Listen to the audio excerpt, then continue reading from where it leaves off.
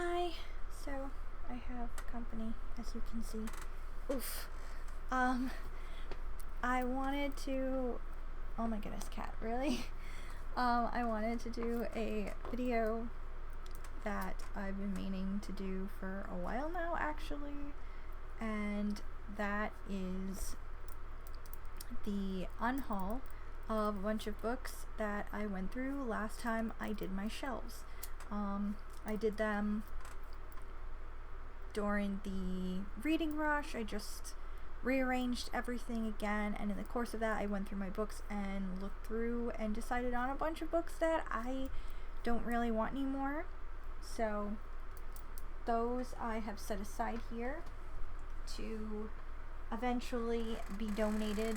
The places I would normally donate books to are not accepting them right now due to COVID, so I guess I'll be really filling up that bag of unwanted books. But so what I've got here is I have a stack here of books that I figured I could do a little unhaul of, and then I also have a smaller stack, just a couple of books that I've kind of set aside for reading in the future because I'm kind of undecided on them. I think I might also get rid of them, but I want to reread them at some point to make like a solid decision, because maybe I will end up really remembering how much I love them again and just put them back on my shelf. Anyway, here we go. The books that I am saying bye-bye to. So, first off, I'm going to get rid of The Wedding Date by Jasmine Guillory. I spoke about this in my July wrap-up. I didn't really enjoy it as much as I had hoped to, so I don't really feel like holding on to it, though I don't think it's going to go in the donate pile right away. I do plan on handing this out to a couple of friends, seeing if they would enjoy reading it or having it before I stick it in the donate bag.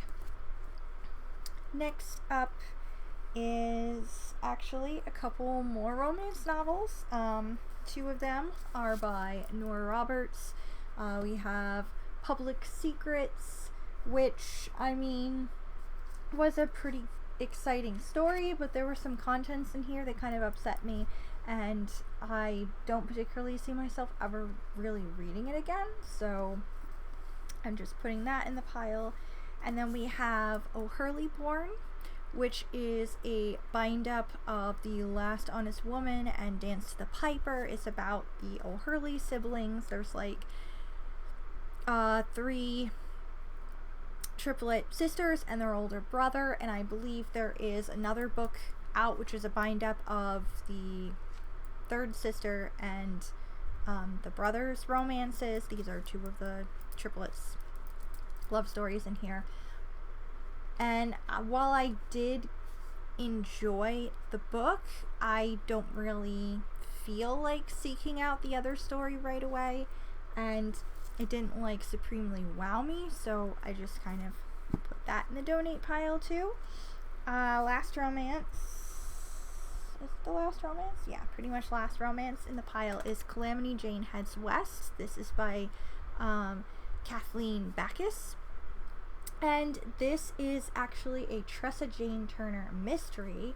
Doesn't even really say it's a romance novel necessarily, but honestly it's definitely kind of more along those lines than, I mean, there is a mystery element to it, but while I did find this kind of funny, again, it didn't really wow me, and it's honestly not something that I either really feel like reading again or even seeking out the other novels, so I figure someone will probably love it more than I do.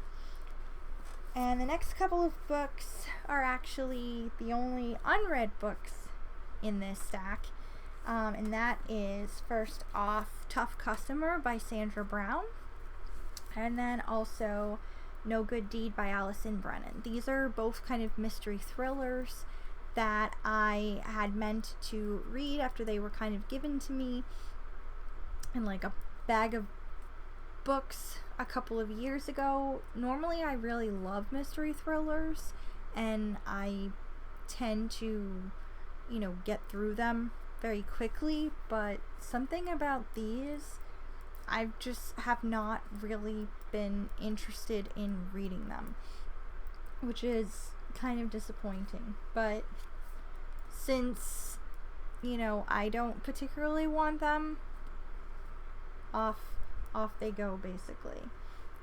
I can't just make myself continue to hold on to them when I know I'm probably never ever going to actually crack them open. So, and next up I have Asylum by Madeline Rue. There was a time back when I discovered Miss Peregrine's Home for Peculiar Children that I was sort of into books kind of peppered with creepy old photos and shit like that, and that time has pretty much passed. Like, that kind of thing really, I mean, it unsettled me then, but it unsettles me a lot more now, I guess, and it's just not really my cup of tea anymore. I've had this book for a while too, and while I did kind of enjoy it, I still have not sought out Sanctum, which is the second book, and honestly I don't really feel like doing so. Okay, bye kitty. But yeah, next up is another young adult one, The Woman in Black, Angel of Death by Martin Waits. I'm not honestly sure which one came first, the movie or the book, but this book essentially just reads like someone watched an entire movie and then wrote down all of the scenes exactly as they were. I have not honestly seen the movie, so I can't confirm, but that's just kind of how it reads. And that doesn't really work for me, first of all, and second of all, while it was an interesting one, it's not a horror story that I'm necessarily going to reach for again if I want a little thrill. So, in the pile. And the last of books that are definitely being donated is The Girl on the Cliff by Lucinda Riley. This is a historical fiction-ish type novel set in like both Edwardian England to present-day New York and also the Irish coast. It's like a family, not a family. Well, there is families involved, but I mean it's like following two women across a couple different timelines, one present day and one back in like 1914 and through World War I. And while, it was a good read, it's again not something that I feel like I'm ever going to really crack open again. So yeah, I'm just gonna pass it along. So those are the definitely donating pile. And then I have a couple of books that I'm setting aside and seeing if I want to read them later. One of these is The 50-Pound Giant Case by William Manners. This is apparently a Mark and Bud Champion mystery. This is like set in the 1960s. Well, it was written in like the 1960s, I think. Let me see. 1963. I have never heard of these guys. I think they're like a Hardy Boys knockoff or something like that. I do remember I read this at some point when I was younger, and obviously it meant something to me because I kept it, but then again, I'm also a pack rat when it comes to books and collecting things, so I don't know. I cannot remember anything about this whatsoever. All I know is that the back of the book says both the brothers want to win the Ideal Boy Citizen of Springdale Award. That's so early 60s. It's just kind of sad. I don't know as I'm going to enjoy this as much as I apparently did when I was younger, but we'll see at some point. So that's being set aside. And then Another book that I'll have to look at and decide on is Jennifer, Hecate Macbeth, William McKinley, and Me, Elizabeth. This is by E.L. Konigsberg. I was a pretty big fan of really quirky books full of really quirky characters when I was younger. I really loved the other book in this series, which is from the Mixed Up Files of Mrs. Basilea Frankenweiler, which I think is a little more well known. I really honestly don't remember anything that happened in this other than what is on the back of the book. So yeah, I don't know if it's something that I still want, and I don't know if it's something that I'll want to save for the future when I have kids. So I figure I'll just set it aside and have to read it and make a decision then. And then the last two books I'm setting aside are The Name of the Game Was Murder and The Weekend Was Murder. Both are by Joan Lowry Nixon, and these, like, I loved this shit when I was younger.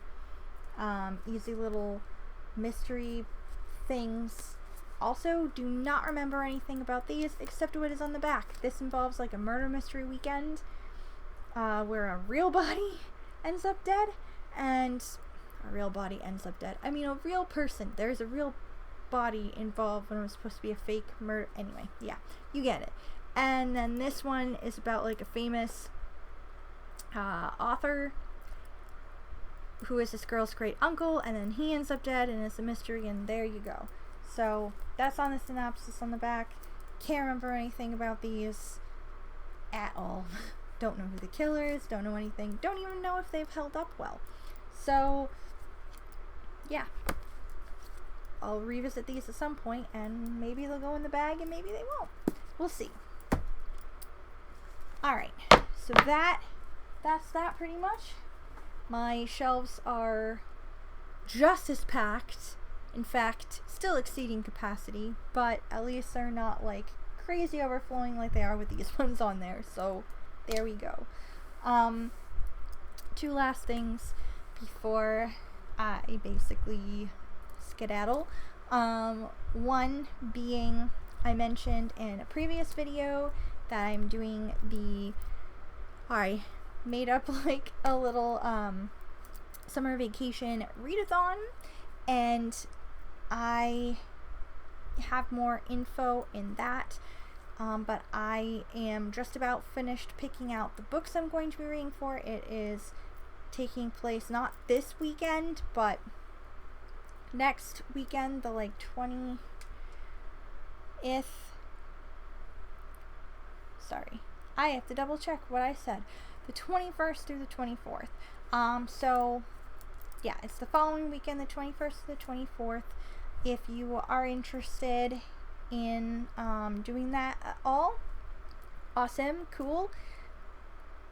Basically, I'm just going to be reading books according to like themes I picked out. You don't have to follow the themes if you want. You can read whatever summary type thing you feel like.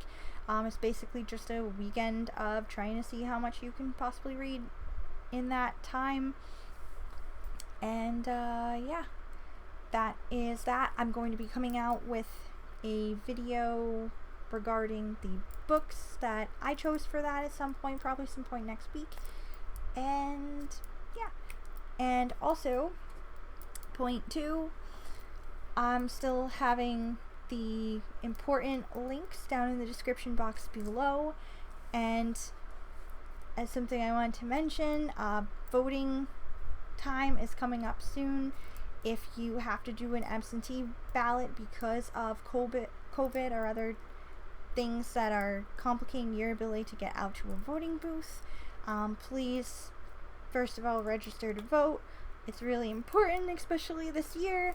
And also, if you need to request an absentee ballot, try to do it early, because things with like mailing or the post office are like all fucked up right now. So you need to get it in like ahead of time, because it's going to take some time for the votes to actually be in where they need to go.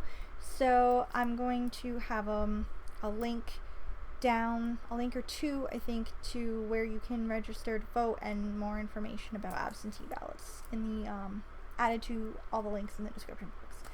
So yeah, all right, I'm off. Hope you guys are having a great day and that you are having a good reading time. I'll see you around.